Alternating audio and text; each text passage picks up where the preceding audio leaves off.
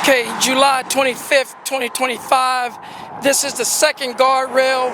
It's about 5 miles from the other guardrail. This one was also originally documented Memorial Day weekend. So this guardrail has also been sitting in a damaged and unprotected state for well over 2 months. And you can see that this one appears to have functioned properly. When you see this guardrail here feeding through the head, that is designed like that, and it slows the vehicle down.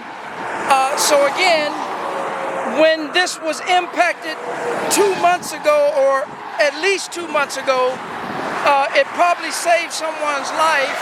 And I can tell you that because there are no markings on the highway that would show that there was some sort of traffic homicide investigation or death investigation. So again, another guardrail been in a damaged and unprotected state since